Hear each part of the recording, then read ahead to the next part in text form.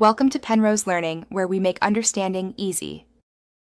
In this video, I will explain how to make cheese cloud. To begin, ensure you have all your ingredients at hand. You will need 8 ounces of softened cream cheese, 3/4 of a cup of confectioner's sugar, and 1/2 teaspoon of vanilla extract. Also, make sure to have 1 cup of heavy whipping cream ready.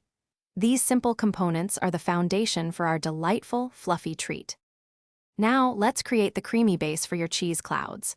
In a large mixing bowl, combine the softened cream cheese, confectioner's sugar, and vanilla extract. Beat these together until they are perfectly smooth and well incorporated. Next, slowly pour in the 1 cup of heavy whipping cream.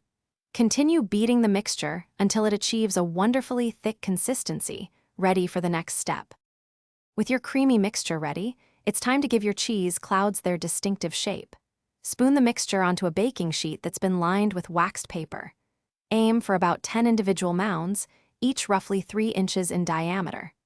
Gently use the back of a spoon to create a small indentation or cup in the center of each mound.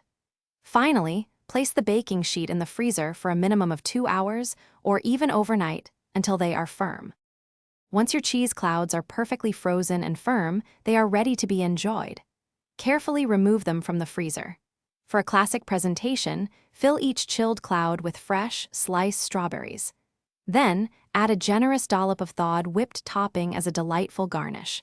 Serve these refreshing treats immediately to savor their light, creamy texture and sweet, fruity complement. Thanks for watching. If this was helpful, leave a like and consider subscribing. See you next time.